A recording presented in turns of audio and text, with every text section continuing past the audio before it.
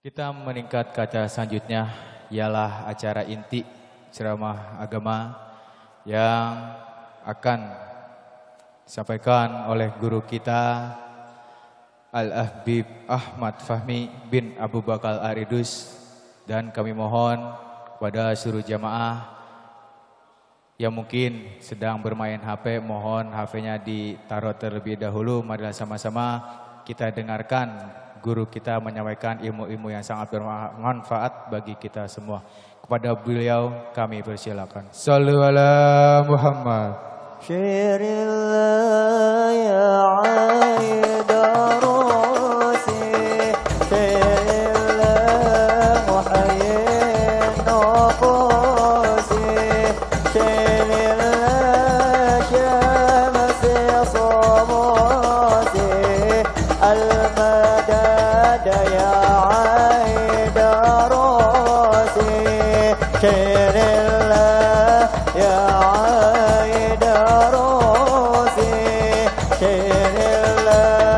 محيي النفوس شيل الشمس صموس المدد يا عيد روسي صلوا على محمد. Assalamualaikum warahmatullahi wabarakatuh. Bismillahirrahmanirrahim. Alhamdulillahi rabbil alamin. Wa bihi nasta'inu ala umuri dunya waddin. Wassalatu wassalamu ala sayyidil mursalin Sayyidina Muhammadin wa ala alihi wa ashabihi ajma'in.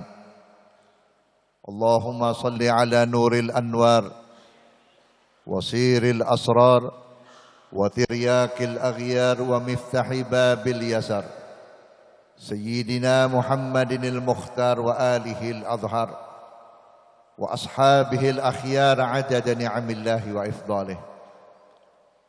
Yang saya hormati, yang saya muliakan, segenap para alim ulama, para asatid, para sesepuh, para tokoh masyarakat, bapak-bapak, ibu-ibu dan saudara-saudara yang dimuliakan oleh Allah Subhanahu wa taala. Terkhusus kepada segenap panitia penyelenggara peringatan Isra wal Mi'raj junjungan kita Nabi besar Muhammad sallallahu alaihi wasallam beserta DKM Masjid Jami' Syamsul Iman beserta guru-guru kita Sahibul Wasilah Fadilatul Ustadz Ki Haji Abdurrahman Al-Parigi yang sama-sama kita hormati, mudah-mudahan dimuliakan oleh Allah Subhanahu wa taala. Tidak terlupakan kepada tamu-tamu kita, beliau adalah caleg yang mohon doa restu. Mudah-mudahan apa yang dihajatkan oleh Allah dikabulkan oleh Allah Subhanahu wa taala. Alhamdulillah, malam ini dipertemukan kita di dalam masjid dengan tujuan yang mulia, tujuan yang diistimewakan oleh Allah, yaitu kita memperingati satu peristiwa yang luar biasa yang tidak pernah terjadi sepanjang kehidupan umat manusia kecuali terjadi kepada diri Nabi Muhammad SAW, yaitu peristiwa di Isra dan di Mi'rajkan Nabi Muhammad SAW. Peristiwa Isra dan Mi'raj ini yang pertama, Allah ingin memperlihatkan kepada seluruh makhluknya. Yang kedua, Allah ingin memberitahukan kepada seluruh makhluknya bahwa Muhammad ini manusia yang paling aku cintai, manusia yang paling aku istimewakan, manusia yang paling aku berikan kekhususan. Salah satu kekhususan Nabi Muhammad, tidak ada nabi dan rasul bisa ketemu Allah kecuali Nabi Muhammad. Berapa kali Nabi Musa naik turun ke gunung Turisina memohon ingin berjumpa dengan Allah, sampai berakhir Allah berkata, ya Musa, engkau tidak akan sanggup. engkau tidak akan mampu.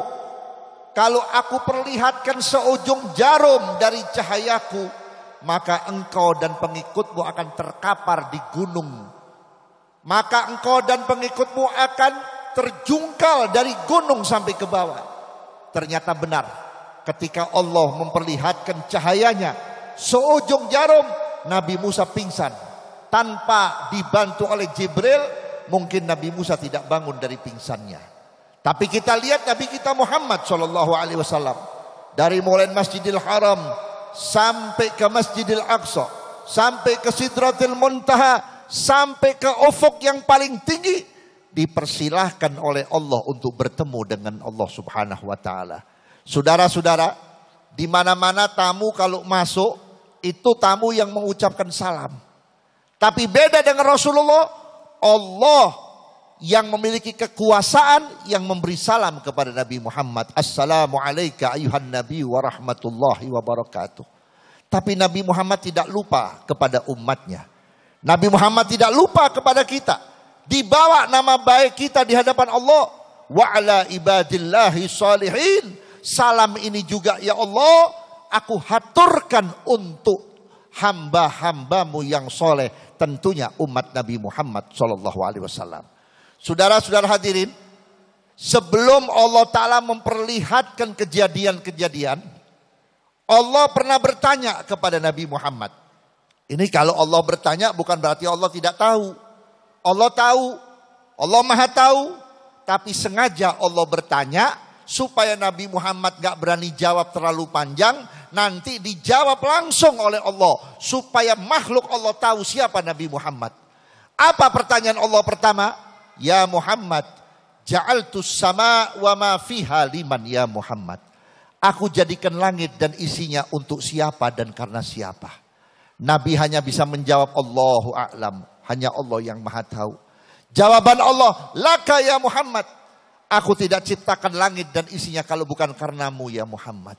Yang kedua, ya Muhammad, ja'altu arda wa ma fiha liman ya Muhammad. Aku jadikan bumi dan isinya untuk siapa dan karena siapa. Nabi Muhammad tetap menjawab dengan jawaban yang sama, Allahu a'lam, hanya engkau ya Allah yang maha tahu. Dijawab oleh Allah, laka ya Muhammad. Aku tidak ciptakan langit dan bumi dan isinya termasuk kita yang ada di atas bumi ini kalau bukan karena Nabi Muhammad SAW. Yang ketiga ini yang menjadi Nabi Muhammad ketakutan. Sampai dari kepala ke kaki itu banjir dengan air keringat dan bergetar Nabi Muhammad. Mendengar pertanyaan Allah yang ketiga. Apa pertanyaan Allah yang ketiga? Wa ana liman ya Muhammad. Aku ini Tuhan untuk siapa ya Muhammad? Allah bertanya tentang dirinya kepada Nabi Muhammad. Aku ini Tuhan untuk siapa? Bagaimana Nabi Muhammad bisa menjawab? Yang bertanya Allah, Al-Khaliq yang menciptakan diri Nabi Muhammad. Tapi Allah bertanya tentang dirinya. Sedangkan Allah memiliki segala-galanya. Nabi Muhammad tidak dapat menjawab. Hanya menjawab dengan satu kalimat yang sama. Allahu a'lam, Allahu a'lam. Engkau maha tahu ya Allah, engkau maha tahu ya Allah. Apa jawab Allah? Ana liman yusalli alaika. Aku adalah Tuhan bersama orang-orang yang bersolawat kepadamu.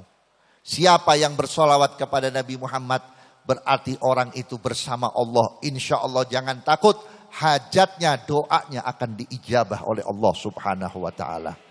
Saudara-saudara hadirin yang saya hormati, dari mulianya Rasulullah SAW.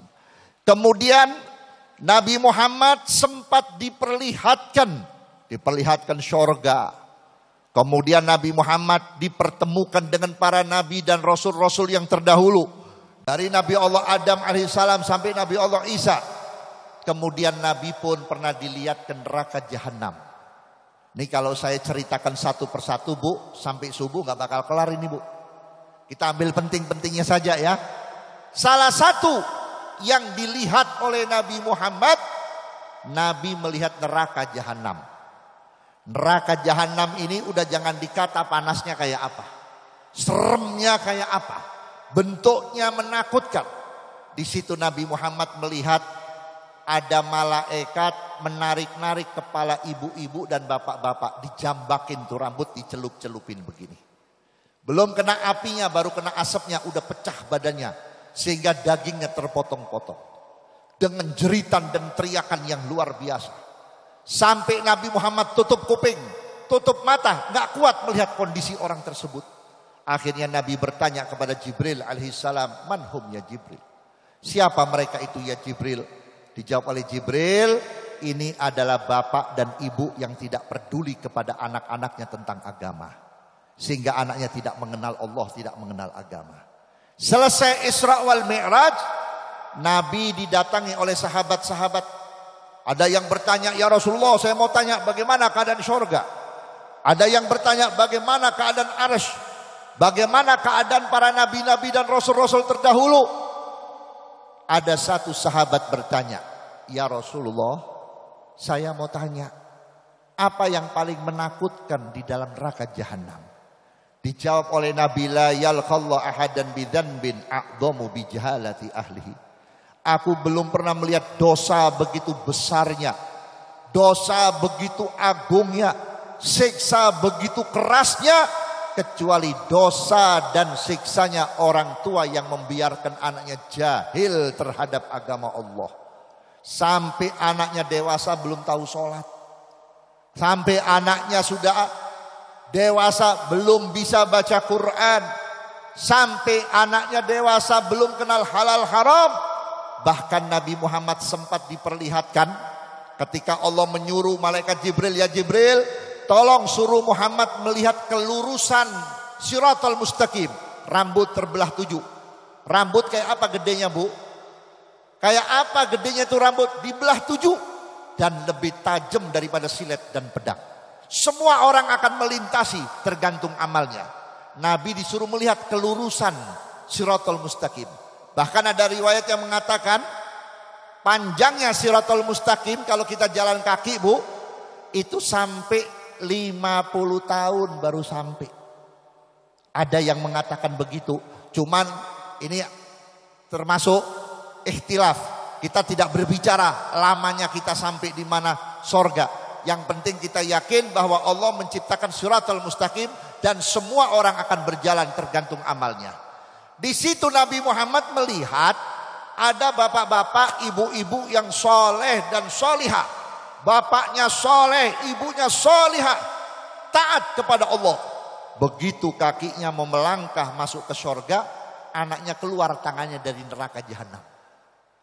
Sambil memegang kaki ibu dan bapaknya, sambil berkata, ya Allah, ini bapakku, ini ibuku.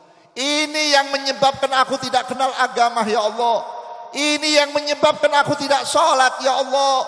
Ini yang menyebabkan aku tidak kenal Rasulullah. Ini yang menyebabkan aku tidak kenal keadaan akhirat, ya Allah. Sehingga sampai mati aku dalam keadaan durhaka kepadamu, ya Allah. Sampai mati aku dalam keadaan berdosa kepadamu, ya Allah. Sampai aku nggak tahu bagaimana cara tobat, ya Allah. Sekarang masukkan ibu bapakku ke dalam neraka, ya Allah. Akhirnya ibu bapak yang baik, yang soleh dan solihah dicemplungkan oleh Allah Ta'ala ke dalam neraka, saudara-saudara. Ini salah satu pengalaman yang dialami oleh Nabi Muhammad. Kemudian Nabi Muhammad berjalan dengan buruk, dikawal oleh malaikat Jibril. Kemudian Nabi Muhammad mencium aroma, bau yang sangat wangi, luar biasa. Lebih harum daripada parfum. Nabi bertanya, ya Jibril, ini bau apa? Ini bau makam. Ini bau kuburan. Kuburannya siapa? Kuburan pembantunya Fir'aun. Jadi Fir'aun itu punya pembantu, ya, punya pelayan, tapi imannya Masya Allah. Itu pembantu meninggalnya direbus, digoreng dengan minyak yang sangat mendidih. Apa sebab? Karena pembantu itu pernah nyisir putri Fir'aun, sisirnya jatuh. Begitu jatuh dia sebut, ya Allah. Anaknya Fir'aun nanya, siapa Allah? Allah itu Tuhanku, Tuhanmu, Tuhan bapakmu. Begitu sang anak mendengar laporan kepada Fir'aun, Bapak, itu pembantu tadi waktu sisir itu kemudian disebut ya Allah. Saya tanya siapa Allah? Katanya Allah itu Tuhan saya, Tuhan pembantu, Tuhan Bapak. Tidak ada Tuhan selain Allah. Marah itu Fir'aun. Dipanggil itu pembantu. Kemudian ditanya, apa benar engkau mengatakan bahwa tidak ada Tuhan selain daripada aku? Apa engkau mengatakan bahwa ada Tuhan Allah, tidak ada Tuhan selain daripada Allah? Lalu engkau tidak mengakui bahwa aku adalah Tuhan yang Maha Agung? Betul wahai Tuan Fir'aun, engkau adalah manusia. Engkau adalah makhluk sama dengan aku, sama dengan anakmu. Tuhan hanya Allah, Tuhannya Musa Allah, Tuhanku Allah, Tuhannya Fir'aun Allah. Itu Fir'aun marah. Akhirnya dia suruh pembantunya hulu balangnya dipanggil untuk menyiapkan kuali yang besar, untuk menyalahkan kayu bakar, kemudian untuk menyiramkan minyak. Begitu mendidih, sang ibu dicemplungkan oleh Fir'aun. Tapi waktu mau dicemplungin, waktu mau dibakar, si ibu itu bawa anak bayi, ya, yang baru umur 2-3 bulan. Si ibu melihat yang dicemplungin bukan cuma itu ibu saja, ada anak perawannya yang jadi pembantunya Fir'aun, yang ikut bantuin masak di dapurnya Fir'aun. Ada juga suaminya yang kerja di perkebunan Fir'aun, dicemplungkan, dimasukkan ke dalam kuali yang mendidih. Begitu terakhir sang ibu menggendong anak, dia sedih. Kalau aku masuk ke dalam kuali ini, aku tidak memikirkan diriku, tapi aku memikir dirimu. Engkau masih anak-anak. Subhanallah, itu anak yang masih menyusu langsung berkata, ya ummi, wahai ibuku, masuklah engkau ke dalam kuali itu bersama aku.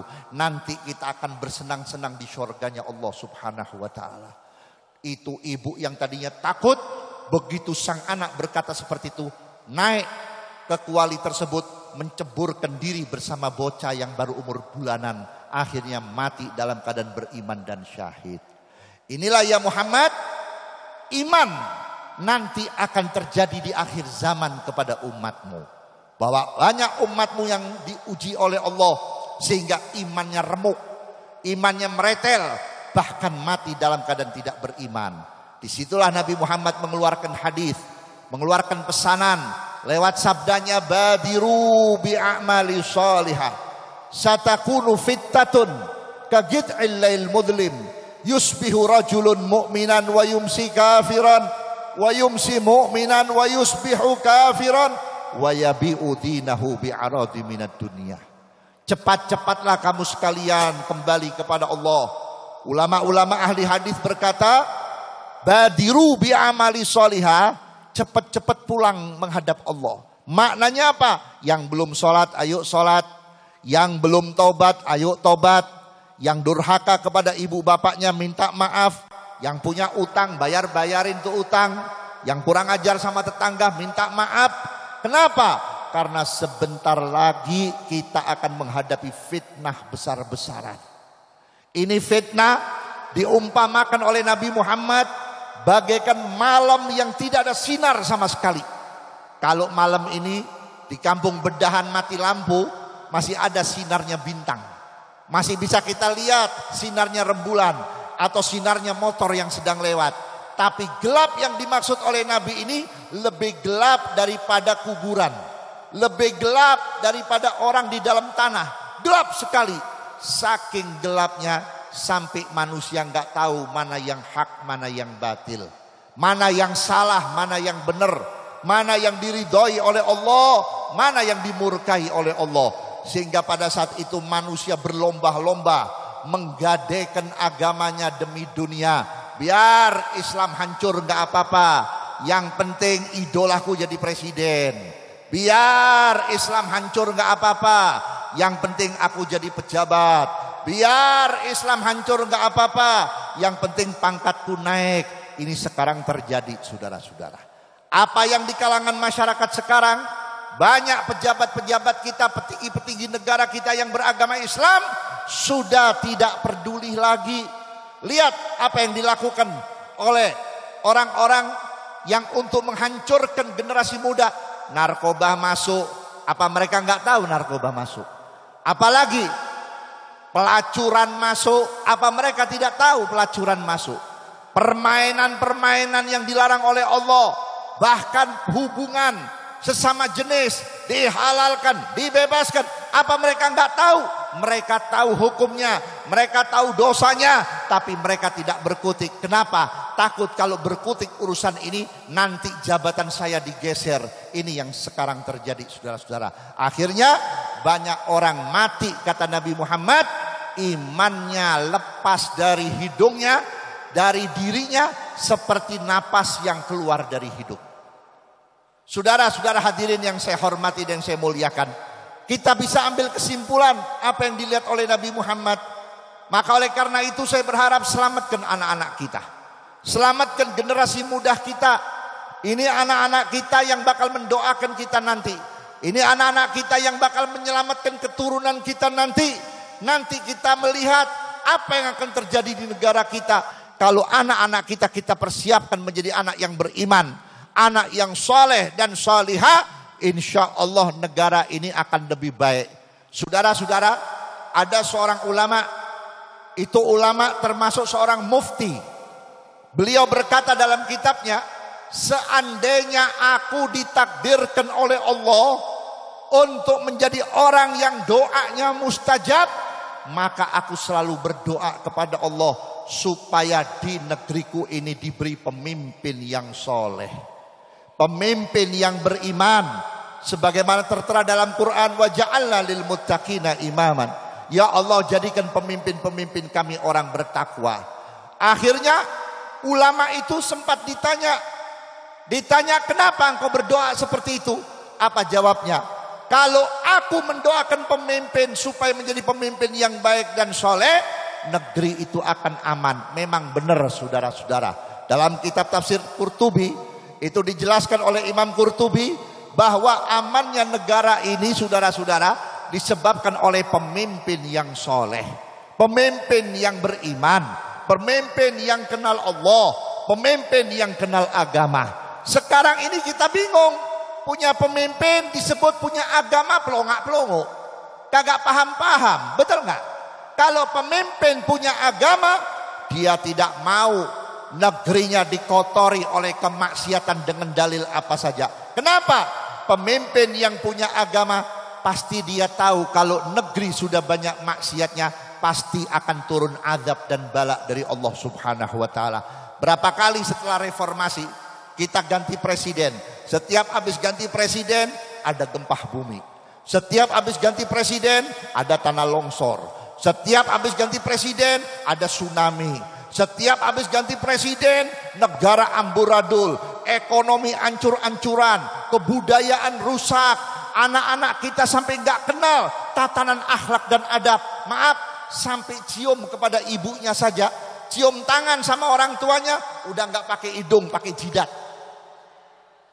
Udah nggak pakai hidung, pakai pipi. Betul? Kalau ditanya kenapa kamu cium tangan nggak pakai hidung, kok pakai pipi? Enggak, bau, jorok. Masya Allah, itu ibumu yang melahirkan kamu. Bagaimana hebatnya kau punya ilmu, hebatnya kau punya amal, kalau kau tidak mendapat ridho daripada seorang ibu, mental tidak akan bisa selamat dunia wal akhirah. Saudara-saudara, saudara, bagaimana seorang Alqamah, sahabat Nabi, duduknya sama Nabi, sholat bareng sama Nabi. Kalau Nabi makan, Alqamah suka melayani Nabi. Di mana Alqamah kalau Nabi mau berjalan, Alqamah mengiringi Nabi. Tapi kenapa waktu Alqamah dalam keadaan sakaratul maut, bibir Nabi yang mulia nempel di telinga Alqamah, la ilaha illallah. Alqamah tidak tergerak, bibirnya terkunci. Terus la ilaha illallah. Ternyata Alqamah punya masalah berat dengan orang tuanya. Apa masalah beratnya? Pernah ngomong yang menyentuh hati ibunya sampai ibunya kesinggung. Dipanggil ibunya oleh sahabat Nabi untuk menyaksikan kondisi putranya yang bernama Alqamah. Begitu sang ibu datang, Nabi memancing kepada ibunya, "Bu, ini anak ibu. Dari tadi saya tuntun lidahnya lewat kupingnya, tidak dapat mengucapkan 2 kalimat syahadat atau kalimat thayyibah. Mungkin ini anak punya dosa. Saya nggak tahu bu. Apa jawab ibunya? Iya Rasul, ini anak tadinya baik, nurut, sayang sama saya. Cuman setelah dia nikah, setelah dia punya istri, saya nanya sesuatu, jawabannya nggak enak.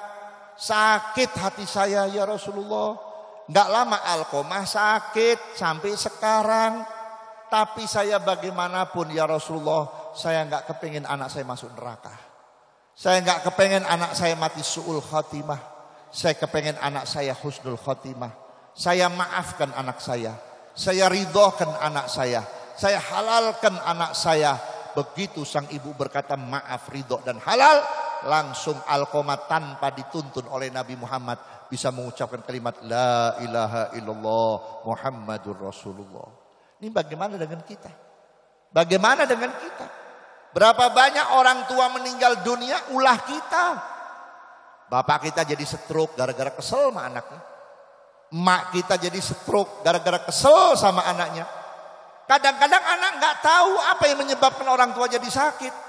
Sampai pada akhir ajalnya kita nggak tahu. Padahal saudara-saudara, sekalipun kita tiap malam Jumat hadir maulid baca selawat, tapi kalau kita punya dosa sama orang tua, jangan pernah kita bisa ketemu Nabi Muhammad SAW. Jangan pernah kita mendapat syafaatnya Nabi Muhammad.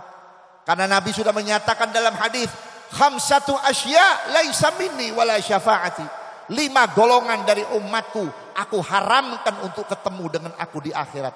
Aku haramkan untuk mendapat syafaatku. Na'udzubillah. Siapa 5 golongan ini? Yang pertama disebut oleh Nabi, al-aqu liwalidayhi. Anak yang mendurhakai orang tua, yang belum mendapat ridhonya orang tua. Sekarang pertanyaannya, kenapa anak jadi durhaka sama orang tua? Kenapa anak jadi kurang ajar kepada orang tua? Ini karena kita salah mendidik. Salah mendidik.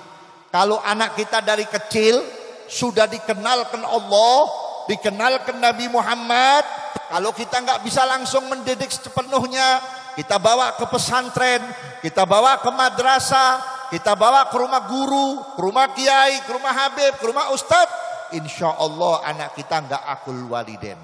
Ini pernah terjadi beberapa tahun yang lalu. Ada seorang ibu-ibu yang usianya kurang lebih 50 tahun. 50 lebih. Ini ibu datang kepada saya nangis-nangis. Habib, saya mau berembuk sama Habib, mau curhat. Saya ini punya anak Habib 1. Ketika anak saya umur 7 tahun, suami saya meninggal dunia. Saya besarkan anak ini. Saya didik ini anak dengan susah payah. Saya untuk mencari dana untuk sekolah, saya dagang makanan. Dari mulai dagang pisang goreng, tahu goreng, sampai keredok, sampai habis. Gak ada modal lagi, gak ada untung lagi.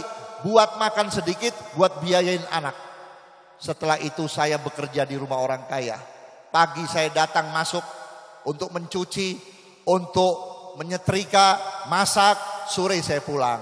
Nanti daripada hasil kerja saya makan sedikit. Sisanya untuk anak saya sekolah. Saya sekolahkan anak saya sampai lulus SMA, sampai kuliah, sampai dapat gelar sarjana, sampai anak saya kerja di satu pabrik yang gajinya cukup besar. Alhamdulillah anak saya sekarang punya rumah di perumahan mewah di daerah Bogor. Saya sebagai ibu datang bukan untuk ngemis, tapi datang pengen melihat anak saya menikmati kesenangan hidupnya di dunia. Begitu saya datang, anak saya di depan pintu pagar ngobrol dengan tetangga yang di sebelah. Begitu tetangga sebelah berkata, "Bang, itu ada tamu ibu-ibu." Begitu nengok, si anak berkata, "Itu bukan tamu saya, itu pembantu dari kampung." Ini ibu nangis gak kuat. Akhirnya dia bertanya pada saya. Saya jawab, "Bu, sebetulnya anak ibu gak salah. Yang salah ibu. Kalau anak ibu dari kecil dididik agama, dibawa ke rumah ustadz, dibawa ke rumah kiai, dibawa ke pesantren atau di madrasah, insya Allah mau jadi apa saja anak kita nggak bakal sombong. Kenapa? Karena guru-guru kita mengajarkan ilmu milik Allah, kamu pinter dari Allah, harta milik Allah, kamu kaya juga itu pemberian Allah, kehebatan dari Allah. Kalau kamu sudah mendapatkan, jangan pernah kamu sombong, karena sombong itu bukan milik manusia, hanya milik Allah. Otomatis anak kita makin pinter, makin tawadhu, makin kaya, makin sopan, makin bersyukur, melihat kanan kiri tidak menyepelehkan, melihat orang tua ingin menyenangkan, punya rezeki ibunya diajak umroh, punya rezeki lagi bapak ibunya dihajikan. Itu karena tanaman guru-guru yang soleh. Tapi kalau cuma disekolahkan sambil ibu berkata, nak belajar yang pinter, yang rajin, nanti engkau dapat ranking, biar bisa kuliah, biar dapat gelar sarjana, supaya kamu nanti kalau dapat gelar sarjana bisa bekerja, dapat uang banyak. Kalau kamu kaya, kamu dihormati orang. Itu sama saja ibu mengajarkan anak bertuhan kepada harta, berkeyakinan kepada harta. Akhirnya anak kita jadi anak matre. Sekarang lihat aja Pak, saking matrenya, lihat tetangga sebelah kanan. Kalau yang kaya datang ahlan wa sahlan, datang yang miskin ahlan wa dahlan. Gak ada hormat-hormatnya, betul? Maaf, sampai orang mati aja tahlilnya juga beda. Kalau tahlilnya orang kaya, Masya Allah tuh tahlil, loh, sampai nangis-nangis.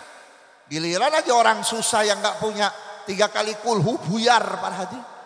Mudah-mudahan di sini gak terjadi. Betul gak? Sampai daerah Bogor tuh Pak, ya apa itu nama itu? Masih dekat terminal tuh. Itu kalau ada yang meninggal dunia, ya, yang gotong, dibilang apa? Dulu nih ya, dulu, kalau sekarang mungkin naik. Tolong gotong ini mayit ke kuburan. Tahu nggak Bu? 1 orang 5.000 gotong mayit. Itu dulu, mungkin sekarang gocap. Lah bagaimana kalau kita mati bokeh? Mati nggak punya duit, betul nggak? Mandiin orang mati juga sekarang ada kelasnya. Kalau yang mati orang kaya pelan-pelan tuh amil. Mudah-mudahan di sini nggak ada yang gitu. Pelan-pelan. Coba giliran yang susah mati gobrot abis kita.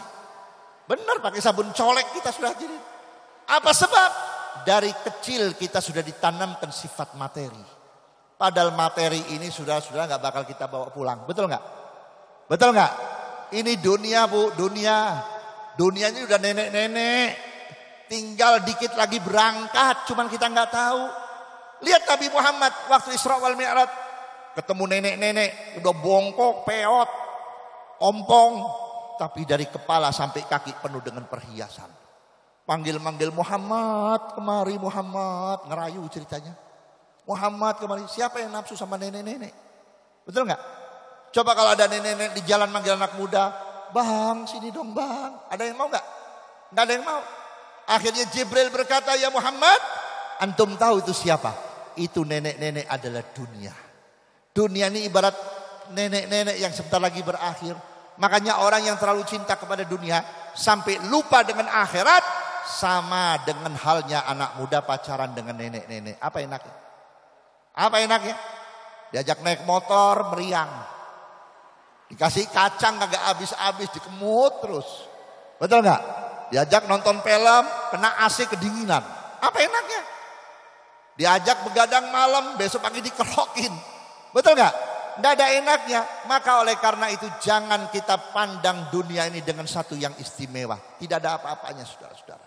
Saudara-saudara, Imam Ghazali pernah ditanya oleh seseorang, ya Imam, saya mau tanya, bisakah hartaku ini ikut aku ke akhirat? Bisakah uangku kembali kepada aku di akhirat? Dijawab oleh Imam Ghazali, bisa. Siapa bilang uang tidak akan terbawa mati? Bisa. Caranya apa? Caranya sedekain. Caranya kita gunakan untuk yang baik-baik. Kita masukkan ke masjid, kita titipkan ke musola, kita bantu anak yatim, pondok pesantren, kita bantu orang ngadain Isra Mi'raj, kita bantu orang ngadain maulid. Ini duit ibu, duit bapak gak bakal habis. Nanti ibu bapak masuk kubur, itu duit menjadi nikmat yang gak bisa dibayangkan. Sampai Nabi mengatakan, mala ainun ra'at, wala udhunun sami'at, wala khatara ala qalbin bashar. Saking nikmatnya, matamu tidak bisa membayangkan betapa indahnya nikmat yang Allah berikan. Hatimu tidak bisa membayangkan betapa bagusnya lagu-lagu syurga yang Allah taruh di dalam kuburan kita. Kupingmu tidak bisa membayangkan betapa merdunya Allah menyuruh malaikat menghibur si mayit di dalam kuburnya. Ini saudara-saudara hadirin. Maka oleh karena itulah, jadikan anak-anak kita ini menjadi anak yang kenal Allah. Bu, ini anak bukan punya kita. Ibu ini cuman ketitipan, bapak cuman ketitipan. Betul? Siapa yang berani? Ini mengatakan, ini anak saya ya Allah, bukan hakmu. Siapa yang berani? Buktinya apa? Kalau anak kita dalam keadaan sakaratul maut, ada nggak orang tua yang ngajakin berantem sama malaikat Israel? Sialan lu malaikat, anak gua dibetot begitu aja. Nggak ada yang berani. Betul kan? Artinya apa? Kita nggak punya hak. Kita cuman ketitipan. Ketitipan. Maksudnya apa? Ini amanat Allah. Kalau ibu bisa ngajarin anak ini kenal Allah, dibalas oleh Allah, ini anak bakal nulungin ibu dunia akhirat. Ibu bukan ustazah. Bapak bukan kiai, bukan muallim, tapi anaknya soleh. Kira-kira orang nyebutnya siapa? Ibu dan bapak. Ini anak siapa? Anaknya Ibu Anu. Anaknya siapa? Anaknya Bapak Anu. Masya Allah, ibunya sederhana, bapaknya sederhana, tapi anaknya membawa manfaat. Mengajak teman-temannya bersolawat, mengajak teman-temannya membaca ratib, mengajak teman-temannya ke masjid. Orang tua. Begitu di akhirat, ketika sang ibu dihisap oleh Allah dengan hisapan yang berat, selama ibu bapaknya masih punya iman kepada Allah, punya keyakinan kepada Allah, punya kepercayaan kepada Nabi Muhammad, ini anak diberi hak oleh Allah untuk meminta syafaat kepada Allah supaya ibu tidak diceburkan dalam azabnya Allah Subhanahu wa taala. Tapi bagaimana kalau anak kita nggak bisa apa-apa? Saya ibu-ibu, bapak-bapak pernah nganterin jenazah tetangga saya meninggal dunia. Dikuburnya di makam Dredet Bogor. Waktu jenazah masuk ke makam, makamnya gede. Itu sudah mendung, udah gelap, geledek, udah geludak-geluduk. Begitu jenazah mau dimasukkan, saya lihat, wah ini sebentar lagi hujan gede nih. Saya keluar dari barisan tersebut. Sambil menunggu jenazah selesai dimasukkan. Begitu saya keluar dari barisan, saya lihat makam yang ada, kedengeran orang baca surat Yasin, merdu banget. Saya cari ini suara dari mana. Begitu saya dekati, ada anak muda di depan makam. Ada sosok anak muda depan makam. Pakaiannya nggak begini. Kalau di sini kan masya Allah peci putih, koko, sarung. Dia nggak peci, nggak pakai kemeja, pakai celana panjang. Heran saya. Tampang modern, tapi bacanya merdu. Saya deketin, subhanallah. Bukan dia yang baca Yasin, handphone yang baca Yasin. Handphone yang baca Yasin. Saya bilang, Mas, ini ziarah model apa? Dia bilang, maaf Pak, saya nggak tahu. Saya ini baru pulang dari Amerika. Saya kurang lebih 5-6 tahun di Amerika sekolah di sana. Ibu saya meninggal dunia. Saya baru pulang hari ini. Saya dari bandar langsung kemari. Jujur, saya nggak bisa baca Quran. Saya nggak tahu sholat, nggak tahu pelajaran sholat. Tapi bagaimana saya mau ziarah kuburan ibu saya? Saya tanya sama supir saya, Mas punya handphone yang ada Yasinnya nggak Mas? Ada, saya pinjam. Akhirnya saya putar di depan makam. Ini pelajaran buat ibu, buat bapak. Kalau anak ibu, anak bapak nggak bisa baca Quran, nggak tahu tahlil, nggak tahu zikir, nggak tahu sholawat, besok ibu kalau mati ditahlilin pakai handphone. Betul nggak? Dipikir ngundang Habib, ngundang Kiai mahal, mendingan handphone aja. La illallah. Betul nggak? Ini pelajaran. Ada lagi ibu-ibu, bapaknya meninggal, ibunya suka ngaji di tempat saya. Karena jamaah saya datang. Pas waktu habis dimandikan, minta keluarganya saya ikut menyolatkan. Saya bilang, anaknya mana? Ada anaknya. Ternyata Bu, ini orang kaya.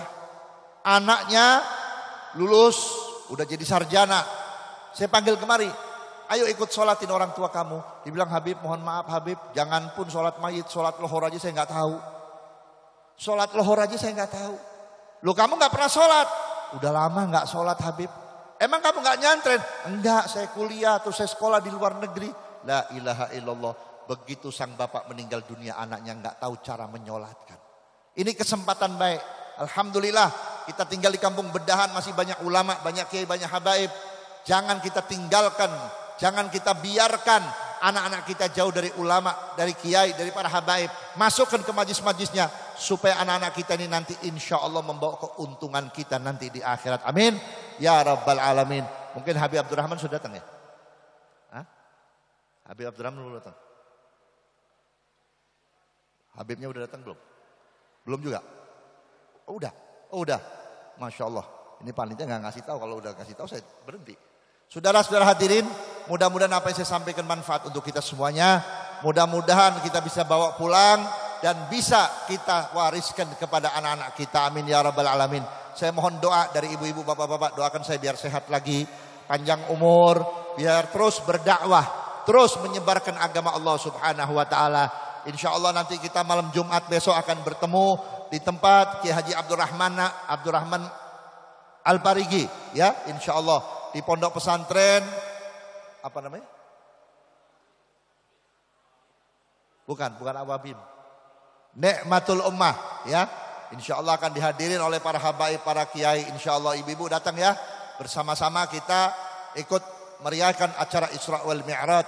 Dan kita doakan guru-guru kita, orang tua kita yang ada di depan kita, mudah-mudahan dipanjangkan umurnya, disehatkan badannya, dan mudah-mudahan bisa meneruskan untuk membawa jamaah dan masyarakat kita mengenal Allah dan Rasulnya dan memakmurkan ini masjid. Ini masjid sudah cukup bagus, jangan sampai kosong. Terus makmurkan, sholat subuh berjamaah, sholat dohor berjamaah. Sebab masjid yang tidak dipakai, besok ini masjid bakal nuntut kita. Siapa kita? Yang bangun di masjid, yang ikut bantu di masjid. Ini masjid bakal berkata, ya Allah, saya dibangun tapi saya tidak dimanfaatkan untuk ibadah. Mudah-mudahan ini masjid tidak menjadi saksi jelek di akhirat, tapi menjadi saksi yang terbaik untuk kita semuanya. Kurang lebihnya mohon maaf. Assalamualaikum warahmatullahi wabarakatuh. Alhamdulillah, ilmu agama yang pertama yang disampaikan oleh Al-Habib Ahmad Fahmi bin Abu Bakar Al-Idrus, ilmu-ilmu yang sangat luar biasa. Kita selaku anak mudah-mudahan kita bisa membanggakan kedua orang tua kita di selagi kita masih ada di dunia ini.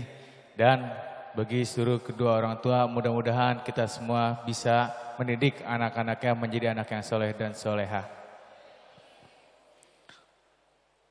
Langsung saja meningkat ceramah agama yang kedua yang akan disampaikan oleh Al-Habib Abdurrahman bin Syekh Ali Al-Jifri yang telah hadir di tengah-tengah kita.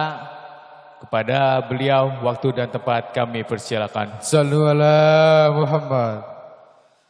Assalamualaikum warahmatullahi wabarakatuh.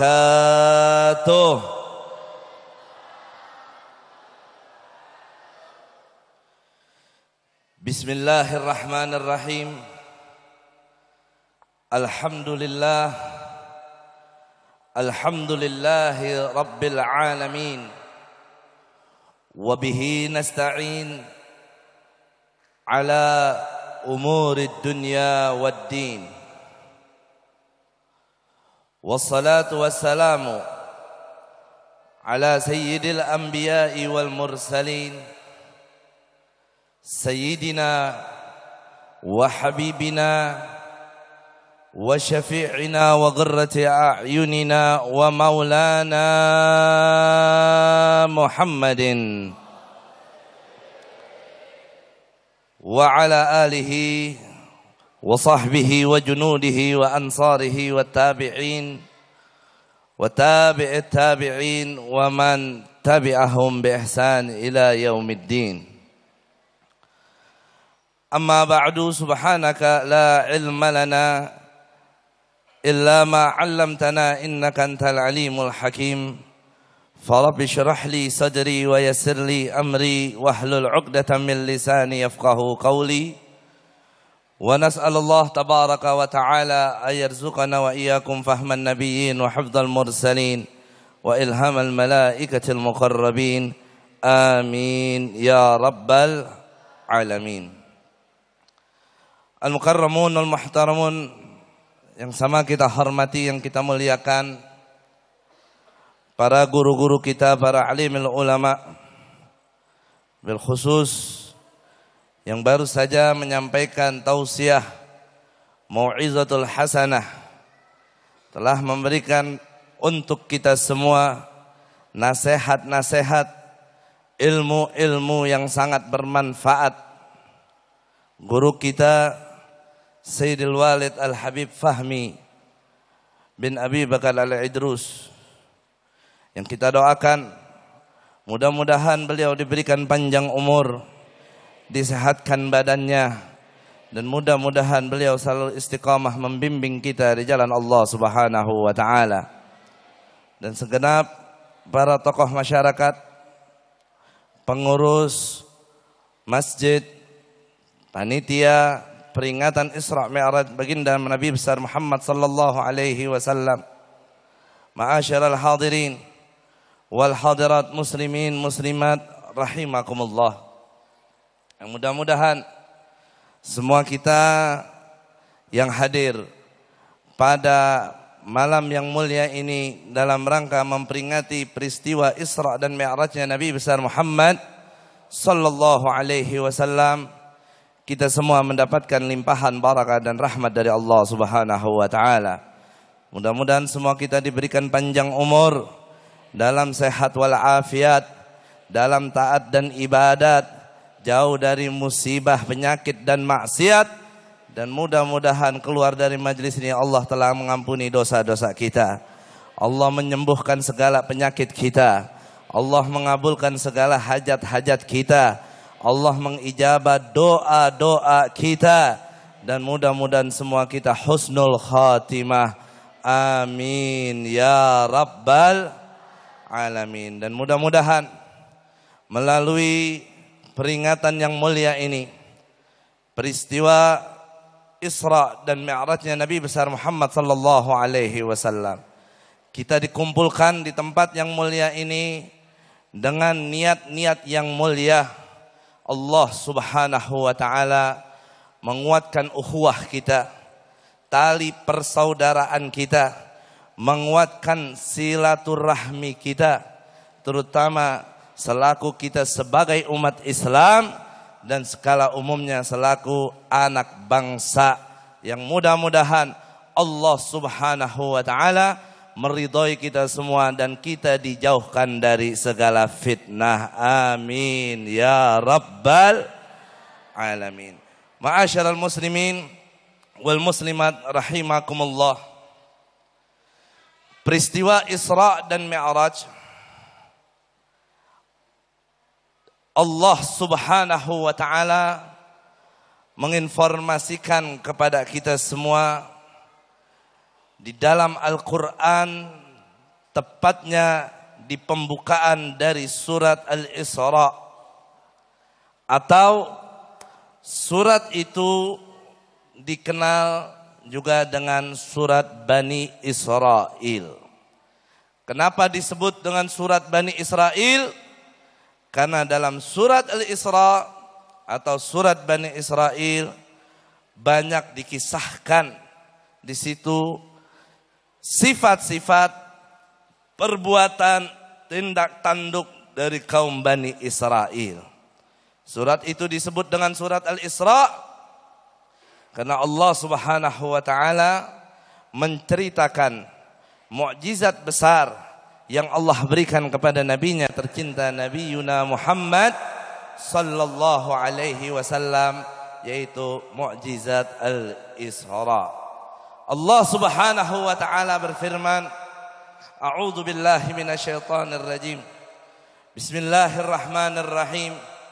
Subhanalladzi asra bi'abdihi lailan minal masjidil harami ilal masjidil aqsa alladzi barakna haulahu linuriyahu min ayatina innahu huwas samiul basir.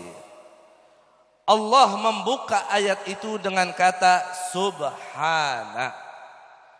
Apa arti subhana? Subhana dalam bahasa kita artinya maha suci. Siapa yang maha suci? Siapa yang maha suci? Allah. Allazi asra bi 'abdihi. Maha suci Allah, zat yang mengisrakan, zat yang memperjalankan hambanya. Siapa hambanya di sini? Siapa hambanya? Nabi Muhammad. Lailan, pada suatu malam, bahkan hanya di sebagian malam hari saja. Isra Mi'raj itu perjalanan yang ditempuh oleh Nabi Muhammad yang memiliki jarak yang begitu jauh dan sangat dahsyat. Namun perjalanan itu hanya ditempuh oleh Rasulullah hanya dalam durasi yang sangat singkat. Makanya Allah Subhanahu wa taala di situ mengatakan Nabi diisrakan lailan, hanya pada sebagian daripada malam hari. Artinya Nabi Isra itu bukan di sepanjang malam, tapi hanya di sebagian malam saja. Kapan itu malam di mana Rasul diisrakan oleh Allah? Ma'asyiral muslimin wal muslimat rahimakumullah. Saat ini kita memperingati peristiwa Isra dan Mi'raj. Kenapa kita adakan di malam ini? Kenapa kita adakan di bulan ini? Karena ini bulan adalah bulan terjadinya mukjizat Isra dan Mi'raj, yaitu bulan Rajab. Bukan bulan Maret tong. Bukan bulan April, Bu. Bulan Rajab. Tanggal 27 di hari Senin. Fi sulusil akhiri minal lail. Di bagian akhir daripada malam hari atau waktu-waktu menjelang masuk waktu subuh. Di hari Senin tanggal 27 di bulan Rajab, 1 tahun sebelum hijrahnya Nabi Muhammad sallallahu alaihi wasallam, Nabi kita Muhammad diisrakan oleh Allah. Berapa durasi Isra Mi'raj yang dialami oleh Rasulullah sallallahu alaihi wasallam? Dalam kitab Maulid Ad-Daibai, di situ Asy-Syaikh Al-Imam Abdurrahman Ad-Daibai mengatakan di dalam salah satu fasal maulidnya, "Tsumma arudduhu minal arsh qabla ayyabrudal farsh wa qad nala jami'al ma'arif." Kemudian ku kembalikan dia, yaitu Nabi Muhammad sallallahu alaihi wasallam. Allah mengembalikan Nabi Muhammad minal arsh, dari arasnya. Dibalikin Rasulullah dari Mi'rajnya kemana? Ke Masjidil Haram. Qabla ayyabrudal farsh, sebelum alas tidurnya Rasulullah kembali menjadi dingin. Nabi Isra Mi'raj, setelah Isra Mi'raj Nabi balik ke Mekah ke Masjidil Haram, alas tidur yang pas Nabi Isra tadi Nabi tidurin itu masih anget, belum adem lagi. Maksudnya gimana? Ketika Nabi Isra, Nabi saat itu dijemput oleh malaikat Jibril, Nabi sedang tidur di Masjidil Haram. Ulama mengatakan Nabi tidurnya saat itu di bagian daripada Hijr Ismail. Yang namanya kita manusia, kalau kita tidur atau kita duduk, apalagi dalam waktu yang cukup lama, ketika kita bangun beranjak dari tempat tidur kita atau tempat duduk kita, itu alas yang kita gunakan pasti ada angetnya, betul? Nah, Ibu dari tadi duduk dari Isya apa dari Maghrib, Bu? Coba bangun dikit, pegang dah tempat duduknya. Anget nggak, Bu? Anget nggak? Anget. Kalau kata orang Betawi, kalau panas anaknya banyak. Bu, kalau perempuan duduk pas bangun bukan anget, panas, nyeplok telur jadi di situ. Itu anaknya banyak. Kalau perempuan, kalau orang laki baik-baik, Bu, kalau duduk panas bininya yang banyak. Nanti cekin dah tuh satu-satu tempat duduknya. Laki gue panas gak tempat duduknya? Nah, kita kan kalau habis duduk, habis tidur, itu kan alas kita pasti ada panas atau ada angetnya. Bekas badan kita di situ, betul? Nabi pulang dari Mi'raj balik ke Masjidil Haram, alas tidur Nabi itu masih ada angetnya. Belum balik adem, belum jadi dingin. Tandanya perjalanan Isra dan Mi'raj lama apa bentaran? Bentaran. Itu anget yang bekas kita tidurin, ada hilangnya sejam. Sejam nyampe nggak? Setengah jam nyampe nggak? Lah 10 menit juga kagak ada. Ini sekarang antum bangun, pegang hangat, 2 menit pegang lagi, paling juga udah dingin. Paling top, paling 5-10 menit. Artinya apa? Peristiwa Isra Mi'raj dialami oleh Rasulullah itu hanya dalam hitungan menit saja. Nggak sampai 1 jam, apalagi sampai semalam. Makanya ketika Nabi cerita Isra Mi'raj, orang-orang kafir Mekah kagak ada yang percaya. Masa iya dari Masjidil Aqsa gini hari udah ada di Mekah lagi? Dulu di zaman Nabi Muhammad, orang dari Mekah kalau ke Masjidil Aqsa itu butuh waktu 40 hari pergi, 40 hari pulang. Paling cepat pulang pergi itu butuh waktu 2 bulan. Ini Nabi Muhammad cerita pagi hari kalau semalam habis dari Masjidil Aqsa. Orang-orang kagak ada yang percaya. Lah makanya sekarang saya enak. Cerita tentang Isra Mi'raj di masjid, di hadapan saya orang beriman semua. Orang udah percaya semua. Orang udah yakin semua. Apa yang saya omongin mah diterima aja. Tapi dulu yang cerita, yang menjalankan langsung Nabi Muhammad SAW. Tapi apa? Orang-orang yang mendengar cerita Rasulullah, justru mereka mendustai Rasulullah. Nggak percaya mereka. Bahkan mereka ada yang sudah mengatakan kalau Nabi kita sudah tidak waras lagi, saudara. Mereka udah berpikir kalau Nabi kita sudah gila. Udah kelewat katanya ngibulnya. Subhanallah. Nabi Muhammad dakwahnya berat. Dituduh macam-macam.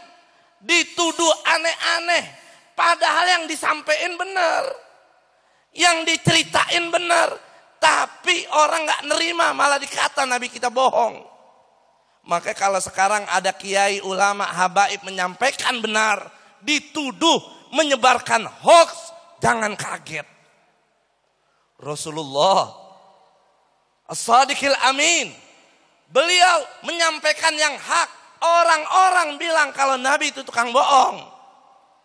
Sekarang ada gak ulama menyampaikan hak dikata menebar hoax? Ada gak? Kan sekarang lagi dikata begitu.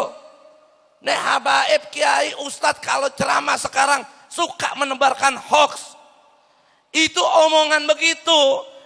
Dari zaman Nabi Muhammad udah ada. Cuma bedanya apa? Dulu yang ngomong orang kafir, sekarang orang Islam sendiri. Na'udzubillah min dzalik. Jadi Nabi pas cerita Isra Mi'raj orang pada kagak percaya. Sampai Abu Jahal. Ini orang Sawangan ngerti, kenal sama Abu Jahal. Tahu nggak? Sepupunya Abu Janda. Tahu Abu Janda? Tuh Abu Jahal ngomong ke Sayyidina Abu Bakar Siddiq radhiyallahu anhu. Apa kata Abu Jahal? Ya Abu Bakar, atusaddiqu kidba Muhammad? Hei Abu Bakar, lo percaya sama bualannya si Muhammad? Yang ngomong Abu Jahal.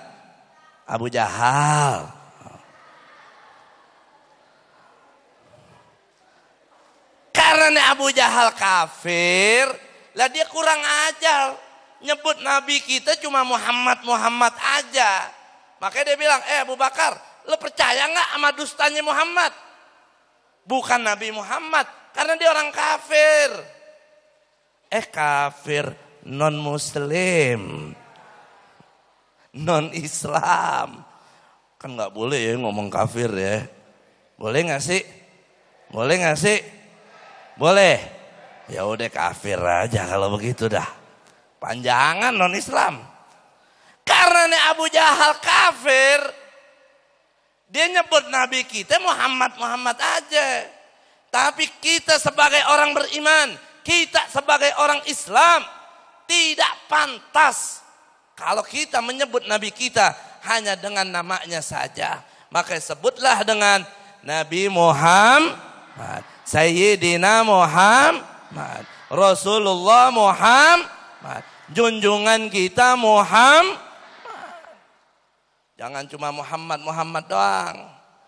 Kadang orang udah dipanggil ustadz, udah dikenal sebagai orang pintar, ngerti agama, pas ceramah kurang ajar sama Nabi Muhammad. Dicerita Isra Mi'raj. Pada saat Muhammad diisrokan dari Masjidil Haram, Muhammad diisrokan ke Masjidil Aqsa. Terus Muhammad diberikan ini, Muhammad. Siapa lu tong? Nyebut nama Nabi Muhammad aja. Saat Nabi Muhammad diisrokan, sebut nabinya. Jangan kurang ajar sama Rasulullah. Allah larang kita memanggil Rasulullah sebagaimana kita memanggil satu sama lain. Nggak boleh kita manggil Muhammad aja, tapi Nabi Muhammad. Nah ini Abu Janda ngomong begitu ke Sayyidina Abu Bakar. Abu Janda, Abu Jahal, percaya nggak tuh? Apa kata jawaban Sayyidina Abu Bakar? Apa kata Sayyidina Abu Bakar? Bukan hanya menjawab, ya saya percaya. Bukan. Tapi jawaban beliau lebih dahsyat dari itu. Sayyidina Abu Bakar mengatakan, "Lau qala habibi Muhammad ab'ad min zalik, wallahi la sadaqtuh." Atau kama qala Sayyidina Abu Bakar Siddiq radhiyallahu anhu. Kata beliau, andai kata nabiku, kekasihku, Rasulku Muhammad mengatakan, menceritakan, mengisahkan lebih dari itu, demi Allah, aku akan tetap percaya dan membenarkannya. Subhanallah. Itu imannya Sayyidina Abu Bakar kepada Nabi Muhammad. Ketika ditantang sama Abu Jahal, percaya nggak lo? Jawabannya bukan cuma sekedar percaya, Tapi kata Sayyidina Abu Bakar, lebih dari itu gue percaya. Subhanallah. Ini iman Sayyidina Abu Bakar kepada Allah dan kepada Rasulullah sallallahu alaihi wasallam. Makanya kalau sekarang saya cerita tentang Isra Mi'raj, depan saya udah orang beriman semua, enak. Kagak ada yang nuduh saya dusta, bohong, hurafat dan lain sebagainya. Jadi Isra Mi'raj begitu dahsyat dialami oleh Rasulullah. Kita lanjutkan ayat tadi. Nabi diisrakan oleh Allah pada suatu malam di sebagian dari malam hari. Dari mana? Minal Masjidil Haram. Dari Masjidil Haram. Coba Bu. Ada anaknya nggak Bu di sini Bu? Ada anaknya nggak di sini? Lihat Bu, anaknya pinter apa kagak? Saya mau tanya. Yang bisa jawab gua kasih duit. Yang bisa jawab gua kasih duit. Masjidil Haram, ya, gampang dah. Yang jawab yang 2 tahun ke bawah ya.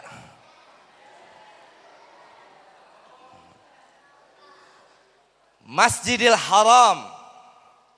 Gampang, ada di mana? Coba yang bisa jawab angkat tangan langsung.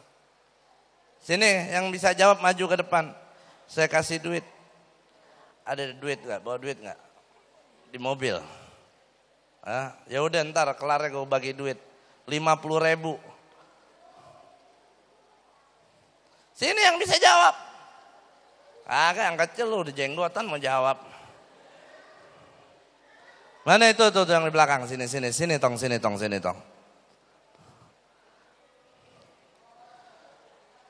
Sallallahu ala Sayyidina Muhammad. Bu, itu pertanyaan susah apa gampang? Lihat, yang jawab 1 orang, yang lain main dorong-dorongan. Susahan juga gue tanyain nama-nama ikan loh.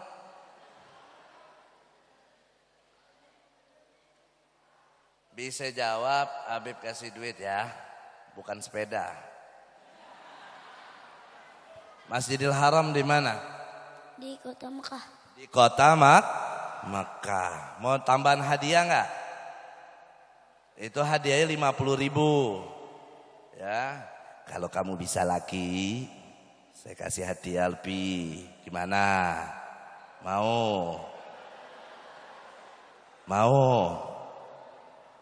Mau enggak? 1 juta. Sepeda. Yuk kasih sepedanya. Hah? Mau enggak? 1 juta. Mau? Bu, ini kalau bisa jawab gua kasih 1 juta. RT berapa, RW berapa?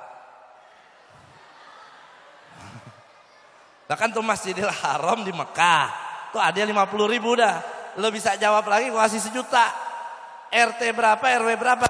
Haram, tahu nggak? Nggak tahu. Gua aja kagak tahu. Mana 50.000? Ada? Oh, deh, ntar dapat 50.000, duduk dulu. Nanti minta ke asisten saya ya. Lanjut gak? Ini terpaksa gua harus ngeluarin duit, habis udah pada lesu mukanya. Masjidil Haram ada di kota Mekah. Ini kenapa kok sampai segitunya saya tanya. Ya itu Bu, banyak sekarang orang Islam kagak ngerti sama peninggalan sejarahnya, bahkan sama syariat yang ada untuk dia.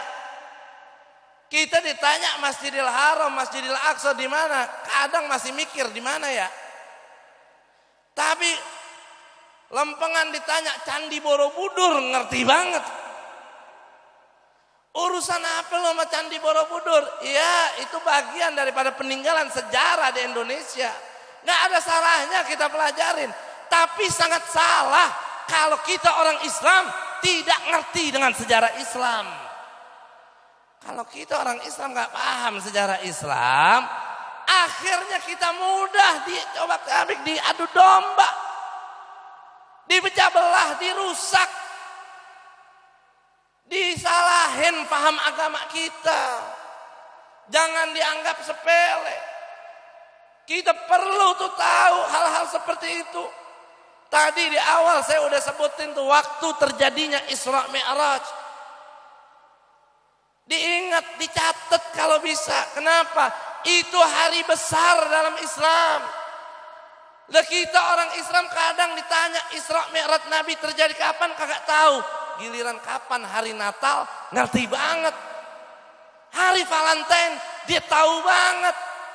Tahun baruan, dia ngerti banget. Giliran kapan Isra Mi'raj, nyari tanggalan yang warnanya merah. La ilaha illallah. Masjidil Haram yang ada di Mekah itu masjid yang pertama kali ada di muka bumi ini. Inna awwala baitin wudi'a lin-nasi lallazi bi Bakkah mubarakah. Itu di dalam Al-Qur'an Allah nyatakan kalau Masjidil Haram adalah masjid yang pertama kali ada di muka bumi. Dan Nabi Muhammad diisrakan dari Masjidil Haram. Kemana? Ilal Masjidil Aqsa. Masjidil Aqsa ini masjid yang kedua yang ada di muka bumi. Ketika sahabat Nabi bertanya kepada Nabi, masjid apa yang pertama ada? Kata Nabi, Masjidil Haram. Kemudian masjid apa lagi yang ada setelah Masjidil Haram? Kata Nabi adalah Masjidil Aqsa yang kurang lebih 40 tahun jarak pembangunan antara Masjidil Haram dan Masjidil Aqsa. Ini sejarah. Penting kita belajar sejarah. Sejarah Nabi apalagi. Maaf. Sejarah PKI aja kudu kita ngerti nih buat rakyat Indonesia. Biar apa? Biar kita kagak jadi PKI. Biar kita juga ngerti kalau PKI itu begitu bahaya. Bukan biar kita nyontoh PKI. Itu pentingnya kita belajar sejarah. Kalau sejarah PKI aja kudu kita pelajarin. Dan apalagi sejarah Nabi Muhammad yang harus kita ikuti. Kita contoh bagaimana perilakunya Nabi Muhammad. Jangan pernah kita anggap remeh urusan sejarah ini. Kadang saya tanya lagi adik-adik. Ini ada lagi hadiahnya masih sama Rp50.000. Yang bisa jawab maju ke depan. Masjidil Aqsa. Yang perempuan kayaknya nih. Mau jawab yang perempuan. Yang perempuan deh. Yang belum balik. Yang belum balik yang perempuan jawab. Masjidil Aqsa letaknya atau adanya di mana? Yang bisa jawab diri aja di situ. Diri. Atau tunjuk tangan dah, nggak usah diri. Yang bisa jawab. La ilaha illallah. Perempuan, lu pakai peci masa perempuan? Oh yang ini nih. Ini mau jawab nih. Sini neng. Masya Allah. Lihat yang depan. Hah? Udah SMP SMA kagak ada yang bisa jawab. Dengerin nih. Depok. Di Palestina. Di Palestina, betul gak? Alhamdulillah. Mana duitnya? Duit ya. Sepedanya belum jadi. Ya, mudah-mudahan manfaat. Yang tadi mana yang tadi? Yang tadi, ya Allah, dia udah gerutu aja. Habib giliran perempuan dikasih. Gua kagak. Alhamdulillah. Buat nabung haji tong. Cium tangan dong. Wah, lo. Bilang apa? Makasih. Terima, habis itu dikasih-kasih yang lain ya. Masjidil Aqsa tuh ingat-ingat ada di Palestina. Masjidil Aqsa, Allah sifatkan itu masjid saking mulianya. Dalam lanjutan ayat tadi Allah nyatakan apa? Alladzi barakna haulahu. Nah, habis ini saya kasih pertanyaan buat semua. Hadiahnya umroh plus.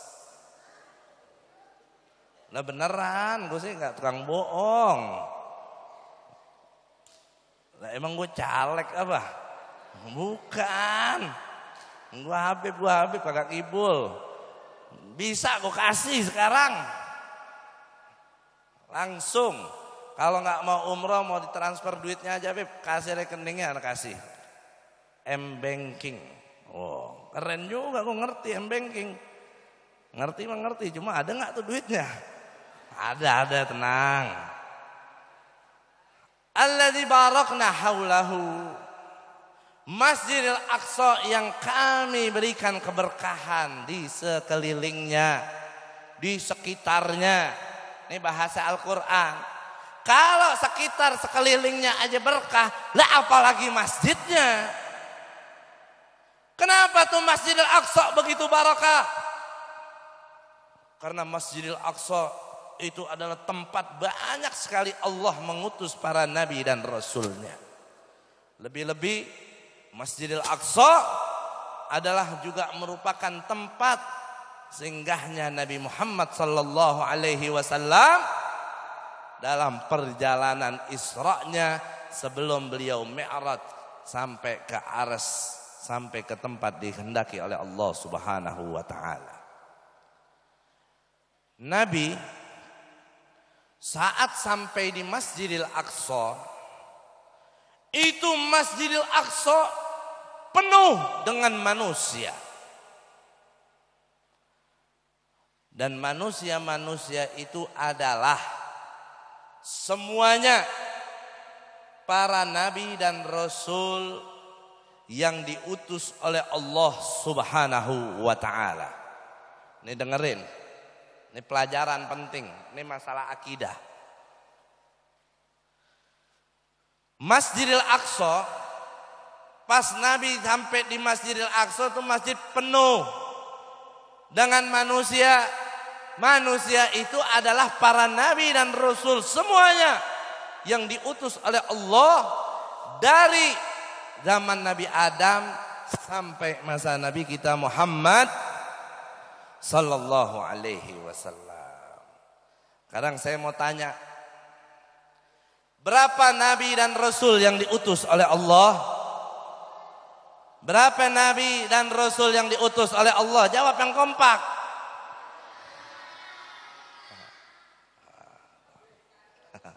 25. Banyak yang jawab begitu.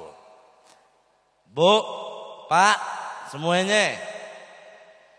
Nabi dan rasul yang diutus oleh Allah bukan 25. Berapa, Beb? Dalam satu riwayat Nabi mengatakan Allah mengutus nabinya sebanyak 124.000 nabi. 124.000, 313 diantaranya merupakan rasul. Semua rasul itu sudah pasti nabi. Tapi belum tentu nabi itu rasul. Nah terus, Beb, dari dulu kita ngapalin cuma 25. Kita taunya cuma 25, emang begitu kan kita yang diajarin. Dari TK, dari TPA sampai kita MI, Sanawiyah, Aliyah, ya 25 nabi. Ada lagu 25 nabi dan rasul. Lu kalau 1000 nabi kepanjangan itu lagu. Tuh gimana? 25 nabi dan rasul itu nabi dan rasul yang wajib kita kenal, yang wajib kita ketahui. Adapun nabi dan rasul yang wajib kita imani bukan hanya 25, tapi semuanya. Jadi kalau ditanya berapa nabi yang wajib diimani? Semua. Jawabnya semua. Berapa nabi rasul yang wajib kita ketahui? Jawabnya 25. Nah, 25 nabi itu wajib kita kenal, wajib kita tahu. Kalau kita kagak tahu, dosa. Berarti kita harus hafal. Kalau hafal 25 nabi dan rasul, saya nggak yakin semuanya hafal. Dulu pernah hafal, sekarang mungkin udah lupa. Kebanyakan ngutang loh. Mikirin utang mulu. Gimana Beb? Saya dulu pernah hafal, sekarang lupa. Ulama mengatakan minimal kalau disodorkan nama-nama nabi itu, kita bisa tahu, bisa meyakini kalau itu adalah nabi dan rasul yang wajib kita ketahui. Sekarang saya mau uji. Jawabnya yang kompak. Saya mau sodorin nama, saya tanya itu nabi apa bukan? Ada nabi namanya Yusuf, Adam, Idris, Saleh, Yunus, Sulaiman, Ismail, Israel.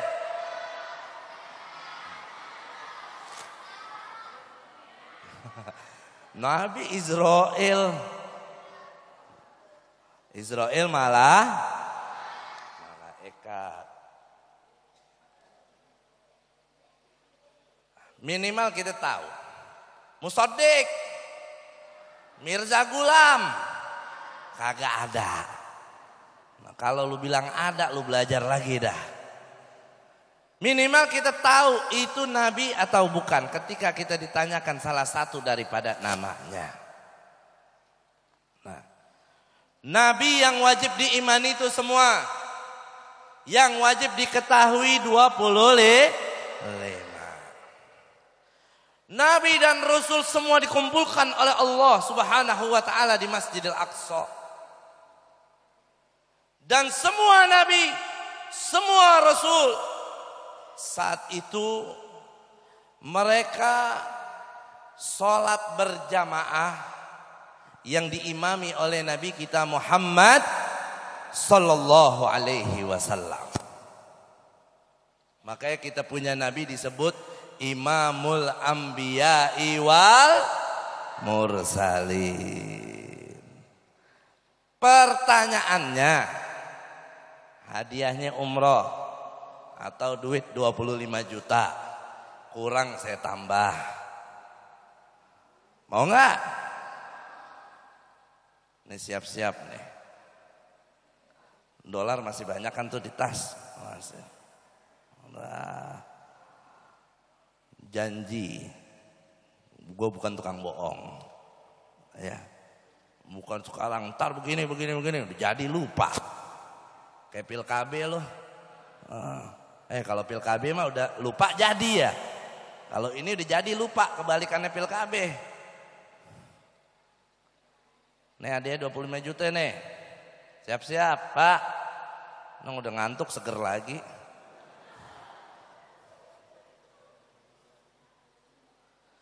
Sebutkan semua nabi yang ada di Masjidil Aqsa.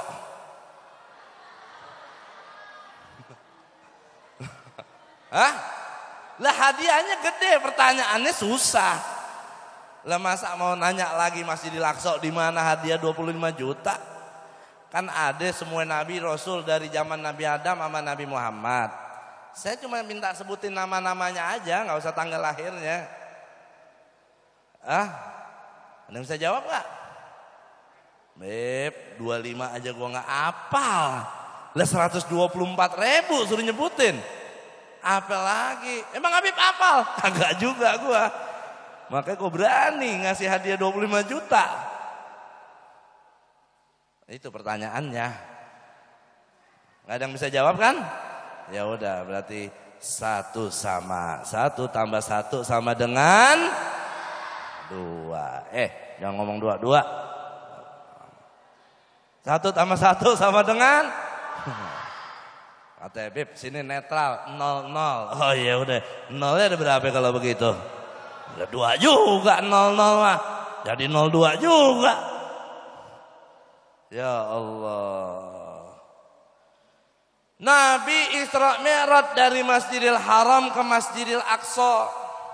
Dari Masjidil Aqsa Nabi di-mi'rajkan ke langit pertama, kedua, tiga, langit ketujuh, Sidratul Muntaha, sampai Nabi ke Arsy, sampai Nabi ke tempat di situ Allah menghendaki beliau di sana. Bukan sampai luar angkasa doang nih. Ya. Nembus 7 lapisan langit sampai ke Sidratul Muntaha, sampai ke Arsy-nya Allah. Itu perjalanan mi'rajnya Nabi besar Muhammad sallallahu alaihi wasallam. Dahsyat kita punya Nabi. Orang Islam kalau benar-benar mempelajari tentang Nabi Muhammad, dia akan betul-betul mengagumi Nabi Muhammad. Dia akan betul-betul mengidolakan Nabi Muhammad. Sekarang kita kadang ngomong cinta sama Nabi, Nabi idola kita, kita kagum dengan Nabi Muhammad di lisan doang. Tapi kenyataannya masih setengah-setengah kita. Kadang kita nggak aplikasikan dalam kehidupan kita sama sekali apa yang diajarkan oleh Nabi. Kalau kita benar-benar kenal sama Rasulullah, tahu sama Rasulullah, bakal cinta betul dan ngidolain betul kita Nabi Muhammad, dan kagum betul kita sama Nabi Muhammad. Lihat nih perjalanan mi'rajnya. Dari Masjidil Haram ke Masjidil Aqsa sampai tembus ke langit ketujuh, sampai ke Arsy. Itu ditempuh oleh Rasulullah dalam waktu yang singkat, tanpa persiapan khusus, tanpa pakai baju astronot, kagak pakai Apollo segala. Nah kita sekarang lihat orang barat pada pengen pergi ke bulan. Orang barat mau nerbangin satelit, dia pada pengen ke planet Mars. Kita nonton tuh di TV, kita terkagum-kagum. Gila ya orang barat, dia pengen ke bulan lagi. Gila ya orang barat, dia pengen ke planet Mars. Kita masih main petasan aja. Kita belum bisa bikin apa-apaan. Dia udah punya teknologi canggih orang barat, kita bikin cucur masih salah. Kagum kita sama orang barat, tapi nggak pernah kita kagum sama Rasulullah. Itu orang barat, dia bisa keluar angkasa, persiapannya bertahun-tahun, harus dengan persiapan matang, teknologi kudu canggih, pesawatnya khusus. Tuh orang yang mau ke sana juga pakaiannya khusus, pakai baju astronot. La ilaha illallah. Nabi Muhammad tembus itu semua dengan basyariahnya beliau, dengan izin Allah subhanahu wa ta'ala. Hebat gak Nabi kita? Lagian gue bilang, kalau lu pada kagum sama orang barat, dia bisa pergi ke bulan pakai baju astronot. Gue lebih kagum sama orang Betawi. Banyak orang Betawi gak di sini? Ada gak orang Betawi? Dia pergi ke matahari naik angkot.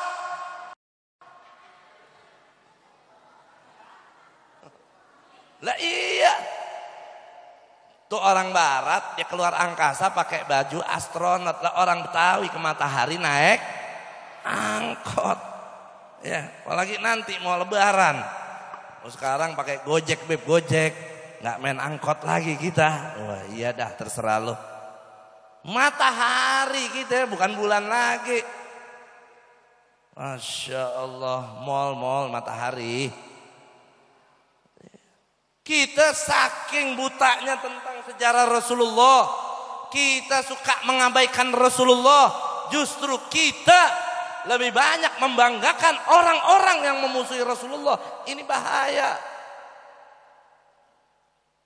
Kalau kita pelajari betul-betul, kalau kita kaji betul-betul tentang peristiwa Isra dan Mi'raj, Di situ kita akan mendapatkan pelajaran-pelajaran yang sangat berharga.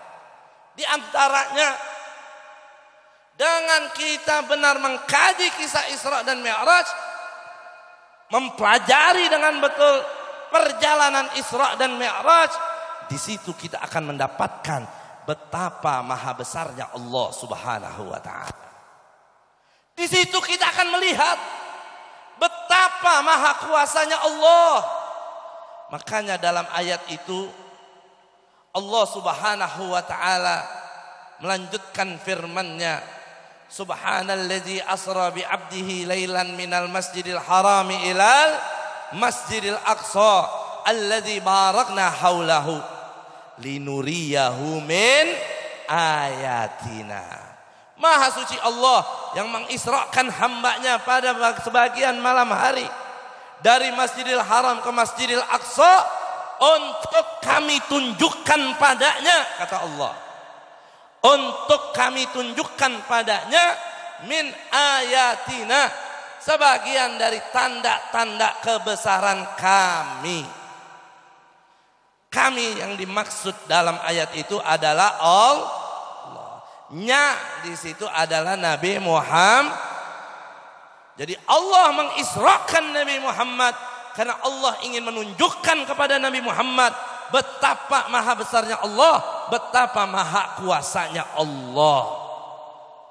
Makanya di antara hikmah terpenting dari kita memperingati peristiwa Isra dan Mi'raj, yuk sama-sama kita tanamkan kebesaran Allah dalam sanubari kita, dalam hati kita yang paling dalam. Kita tanamkan dengan betul Allah yang kita imani sebagai Rabb kita, sebagai pencinta kita, sebagai Sang Khalik, adalah zat yang maha besar, zat yang maha kuasa. Jangan cuma ngaku iman kepada Allah, kelar sampai di situ saja. Pahami betul hakikat iman kita kepada Allah. Begitu penting kita orang beriman menanamkan kebesaran Allah dalam jiwa dan dalam hati kita. Makanya kalau sholat itu berapa kali kita mengucapkan Allahu Akbar. Takbiratul ihram, Allahu Akbar. Mau ruku, Allahu Akbar. Mau sujud, Allahu Akbar. Bangun dari sujud, Allahu Akbar. Dalam satu rakaat berkali-kali kita ulang kalimat Allahu Akbar. Setiap hari, satu malam kita wajib melaksanakan sholat 5 waktu yang jumlahnya itu 17 rakaat. Berapa kali dalam sehari kita mengucapkan Allahu Akbar? Allahu Akbar, Allah maha besar. Kita harus renungkan itu. Jangan cuma kita ngucap Allah maha besar kelar begitu aja. Tapi harus kita tanamkan betul-betul kebesaran Allah dalam jiwa kita, dalam sanubari kita. Biar apa? Kita jadi orang beriman, imannya betul sama Allah, takut betul sama Allah. Dan kalau kita udah bisa atau betul-betul menancapkan kebesaran Allah dalam jiwa kita, Allah akan memberikan satu nikmat besar kepada kita. Apa? Di antaranya, bukan satu-satunya ini. Di antaranya nikmat besar itu Allah Subhanahu wa taala akan memberikan kepada kita rasa berani menghadapi segala musuh-musuh Allah. Gak pernah takut kecuali hanya kepada Allah Subhanahu wa taala. Sekarang kita orang Islam, kita sekarang orang beriman, banyak banget kita takutnya. Mati lampu takut, hujan takut, geledek takut, dikit-dikit takut. Kecil nyali kita, apalagi ngadepin musuh, apalagi ngadepin orang-orang jahat, apalagi kalau tuh orang jahatnya kuat. Tambah takut lagi kita. Kenapa? Karena iman kita lemah sama Allah. Tapi kalau iman kita kuat, kita yakin Allah maha besar, Allah maha kuasa, Allah maha perkasa, tidak akan pernah kita takut menghadapi siapapun, terutama mereka adalah musuh-musuh Allah. Kayak para sahabat Nabi, mereka kalau berjuang jihad sama Nabi, nggak pernah ada kata takut untuk mundur, lari dalam jihadnya. Kenapa?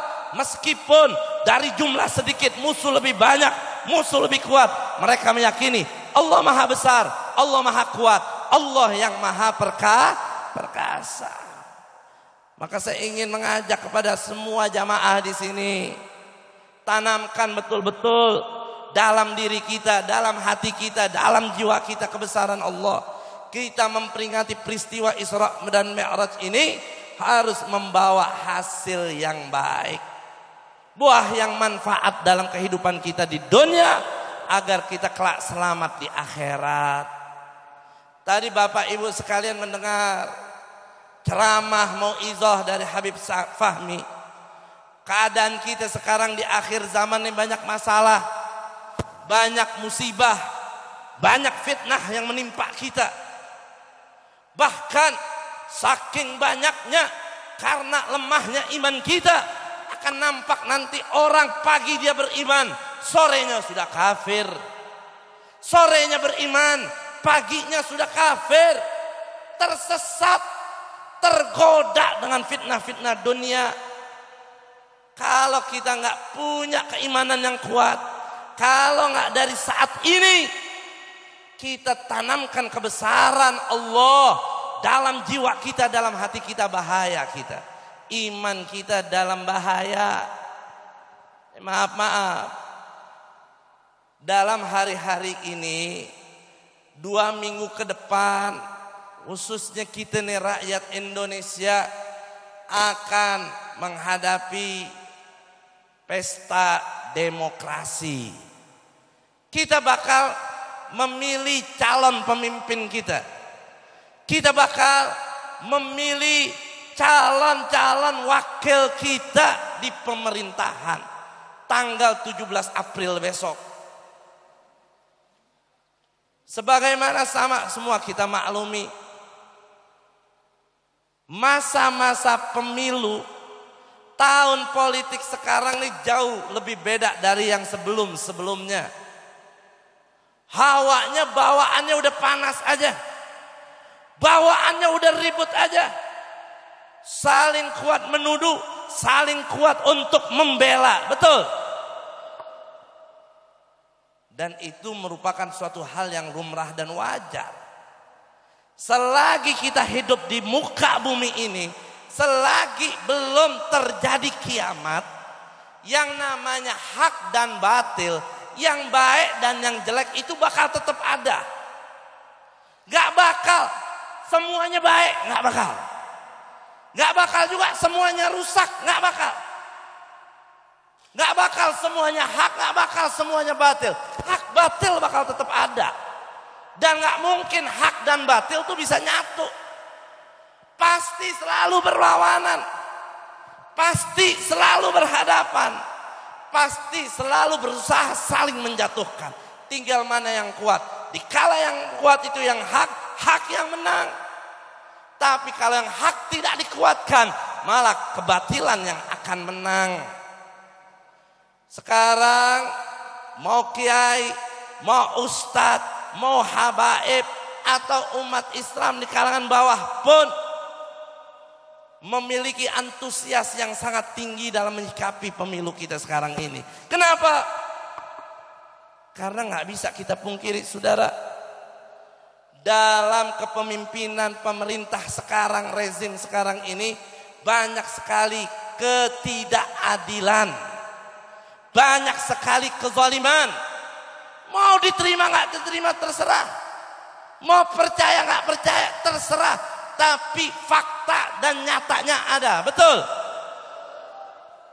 Subhanallah, kita punya kiai, kita punya ulama, kita punya tokoh-tokoh dalam agama, bahkan tokoh-tokoh nasional yang memiliki kecintaan yang besar dengan Indonesia.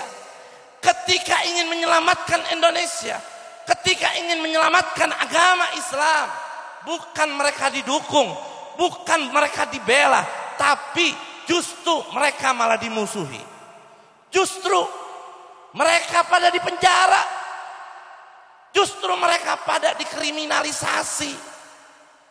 Ini pemerintah model apa? Kalau udah kezaliman yang dibela, kebenaran yang dimusuhi. Makanya umat gerah, rakyat marah. Kalau umat gerah, rakyat marah, umat Islam bersatu, lah jangan marah ente. Sikapnya begitu. Kewajiban kita sebagai manusia adalah membela dan menegakkan kebenaran. Betul?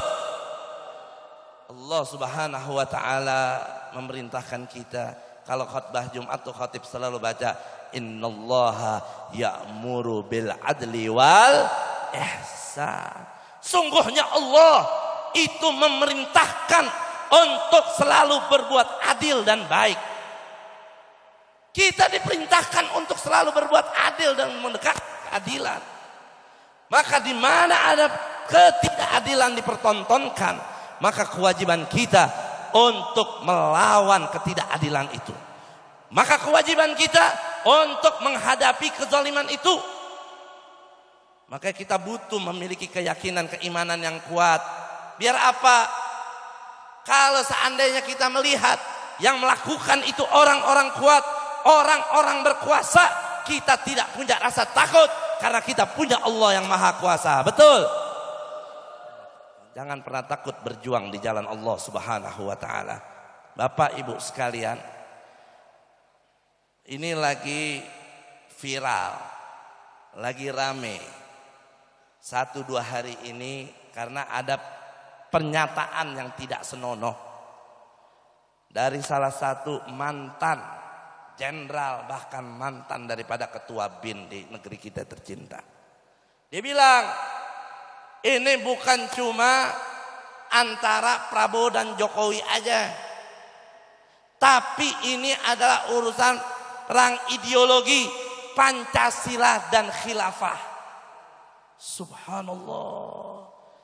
Ini pernyataan provokatif. Ngomongnya jangan tebar hoax, jangan tebar fitnah, jangan bikin gaduh.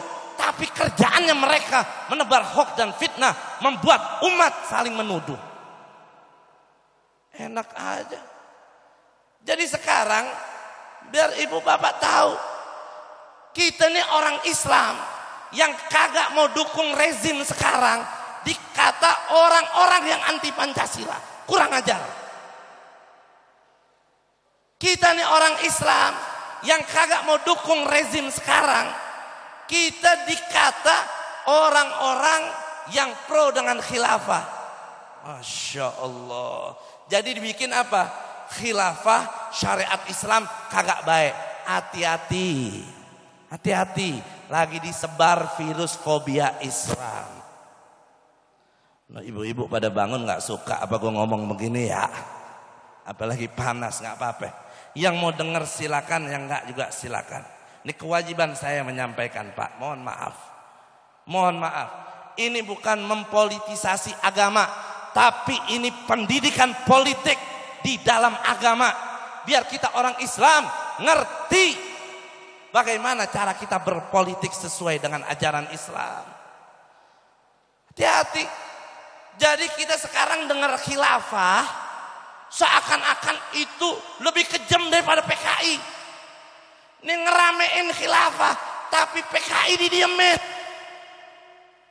Nggak ada syariat, hukum, aturan lebih sempurna daripada aturan Islam. Coba lihat syariat Islam. Kalau ada orang mencuri, dalam Islam tuh tangannya dipotong. Orang membunuh, itu hukumannya hukuman orang minum minuman khamar dia mabok, hukumannya dicambuk. Orang berzina dia dicambuk, dia zina setelah nikah, hukumannya dirajam sampai mati. Bagus gak? Bagus. Kalau itu hukum ditegakkan, orang pasti bakal jerah. Gak bakal ada yang berani korupsi, gak bakal banyak koruptor, gak bakal ada bandar narkoba, gak bakal ada orang berani membunuh. Jangan dibilang ini aturan, ini hukum, melanggar hak asasi manusia. Hati-hati. Kita dijauhin dari syariat Islam, kita dibuat hukum Semau manusia membuat tuh hukum. Akhirnya apa? Sadar nggak sadar. Sekarang orang berbuat kriminal, dia mabok, dia berzina, dia ngebunuh, dia merampok, dia mencuri, dia korupsi. Hukumannya penjara. Lah di penjara 1.000, 2.000, 3.000, 10.000, 1 juta orang di penjara. Tiap hari negara membiayain makan tuh 1 juta orang berapa? Buat listriknya berapa? Buat tempat tinggalnya berapa? Dalam 1 bulan ini Indonesia ngebiayain orang-orang yang di penjara berapa triliun ngasih makan penjahat. Anak-anak yatim, orang-orang miskin, janda-janda yang susah, yang lebih butuh dibantu, justru malah kagak kebantu. Tapi penjahat malah enak makan tenang. Lah orang di penjara kan makan gratis, tidur gratis, listrik gratis. Lah orang yang baik-baik, orang yang mau sekolah pada nggak bisa sekolah, yang mau nyantren pada nggak bisa nyantren karena keberatan biaya. Coba hukum Islam ada. Ini Indonesia dibentuk Pancasila yang 5 itu udah cukup sangat indah. Dan jangan dikira kita orang Islam anti sama Pancasila. Ini sekarang kalau ada Kiai Habib bahas kayak begini, seakan-akan Habib Kiai anti sama Pancasila. Makanya sampai disebut ini pertarungan antara ideologi Pancasila dan khilafah. Inna lillahi wa inna ilaihi raji'un. Hei, gak ada satupun kiai, habaib, umat Islam yang anti dengan Pancasila. Kita patuh dengan Pancasila, kita siap menjalankan Pancasila, kita siap menjaga Pancasila. Kita tidak ingin ganti Pancasila. Para ulama hanya menginginkan ganti presiden, betul? Allahu Akbar, Allahu Akbar, Allahu Akbar. Sallu ala Nabi. Jadi jangan dikira mau ganti Pancasila, ISIS, HTI, Palelupeang. Gila. Nggak boleh. Gak ada umat bersemangat untuk memakmurkan Indonesia. Ulama sampai membuat ijtima demi menjaga kelestarian Indonesia, justru malah dituduh dengan tujuan dan fitnah-fitnah yang keji. Na'udzubillah min dzalik. Makanya Pak, Bu, 17 April jangan satupun antum ada yang golput. Ya, kewajiban antum untuk menggunakan hak suara antum. Terus pilih yang mana? Bebas, terserah. Mau pilih nomor 2 silakan. Gak mau pilih nomor 1 juga silakan. Kita kewajibannya berjuang. Kemungkinannya cuma 2. Yang 1 kalah, yang kedua menang, betul? Semuanya harus memperjuangkan calon presiden hasil daripada istimewa ulama. Setuju? Setuju? Takbir. Semuanya harus bergerak, jagain TPS-TPS kita dari kecurangan-kecurangan. Kita ikut perintah daripada imam besar kita Habib Rizik bin Syihab dan ulama-ulama istiqomah yang lainnya. Insya Allah kita diselamatkan oleh Allah Subhanahu wa ta'ala. Pesan saya, jangan pernah takut dalam berjuang. Sebesar apapun yang kita hadapi, sehebat apapun yang kita hadapi, kita punya Allah yang maha besar, Allah yang maha kuasa, Allah yang maha perkasa. Insya Allah Allah akan membela dan memenangkan kita. Amin ya rabbal alamin. Ma'asyiral hadirin, hadirat rahimakumullah, ini yang bisa saya sampaikan. Mudah-mudahan manfaat. Wal afu minkum. Assalamualaikum warahmatullahi wabarakatuh. Kedua telah disampaikan. Mudah-mudahan kita semua bisa mengaplikasikan ke dalam kehidupan kita sehari-hari. Untuk meningkat ke acara selanjutnya, yaitu pembacaan sholawat yang akan dibacakan oleh Hadoh Nur Sabab Girmasi. Kepada waktu dan tempat kami persilakan. Shallu ala Muhammad. Wa ala ali Sayyidina Muhammad. محمد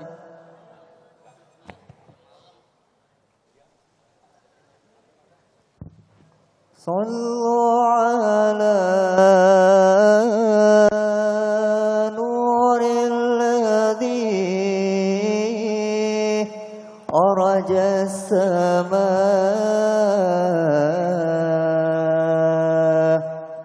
يا فوز من صلى عليه وسلم يا فوز من صلى عليه وسلم صلوا على نور الذي أرج السماء يا فوز من صلى عليه وسلم يا فوز من صلى عليه وسلم جدت صلاة ما بعصا لتكرم بصر السرور على الفؤاد وخيما بصر السرور على الفؤاد وخيما صلوا على نور الذي أرج السماء يا فوز من صلى عليه وسلم يا فوز من صلى عليه وسلم اللهم صل وسلم وبارك عليه وعلى آله. Alhamdulillah, langsung saja kita ke acara akhir atau penutup. Namun sebelum penutup ada beberapa pengumuman, yaitu datangnya dari pesantren Nikmatul Ummah yang melaksanakan acara Isra Miraj pada tanggal 4 April 2019 jam 19.30 atau pada Isya sampai dengan selesai, yaitu di pesantren Nikmatul Ummah, Jalan Haji Sulaiman nomor 5 Kampung Perigi, RT 3 RW 7 Kelurahan Bedahan, Kecamatan Sawangan, Kota Depok. Dan saya selaku MC mengucapkan terima kasih kepada seluruh tamu undangan, seluruh jamaah, Bapak, Ibu, terus remaja masjid yang telah menghadiri acara pada malam hari ini. Dan mohon maaf apabila tutur kata saya banyak yang salah, mohon dibuka pintu maaf yang sebenarnya. Dan memohon maaf apabila acara pada malam hari ini terlalu larut malam. Mohon dibukakan pintu maaf yang sebesar-besarnya. Dan yang akan membacakan doa insyaallah yaitu Ustaz Fahmi Yazid, kepadanya waktu dan tempat kami persilakan. Shallu ala Muhammad wabarakatuh. Allahumma salli ala sayyidina wa habibina wa syafi'ina wa maulana Muhammad wa sallim radallahu tabaraka wa ta'ala an kulli sadatina ashabi rasulillahi ajma'in. Bismillahirrahmanirrahim. Alhamdulillahi rabbil alamin. Hamda yuafi ni'amahu wa yukafi'u mazidah. Ya Rabbana lakal hamdu kama yanbaghi li jalali wajhikal karim wa li'azimi sultanik. Allahumma salli ala sayyidina Muhammad salatan tunjina biha min jamil ahwali wal afat wa taqdilana biha jami'al hajat wa tutahhiruna biha min jami'is sayiat wa tarfa'una biha indaka 'alad darajat wa tuballighuna biha aqsal ghayat min jami'il khairati fil hayati wa ba'dal mamat. Allahumma razuqna hifdzan nabiy النبيين وذكاء المرسلين وفهم العارفين ونور قلوبنا بنور العلم والإيمان ونعوذ بك من الكساد والنسيان والجهل والهذيان اللهم لك الحمد ومنك الفرج وإليك المستقى وبك المستعان ولا حول ولا قوة إلا بالله العلي العظيم اللهم بارك لنا في رجب وشعبان وبلغنا رمضان وحسن مقاصدنا ربنا هب لنا من أزواجنا وذرياتنا قرة أعين واجعلنا للمتقين إماما ربنا آتنا في الدنيا حسنة وفي الآخرة حسنة وقنا عذاب النار وادخلنا الجنة مع الأبرار يا عزيز يا غفار يا رب العالمين بفضل سبحان ربك رب العزة عما يصفون وسلام على المرسلين والحمد لله رب العالمين. Wassalamualaikum warahmatullahi wabarakatuh.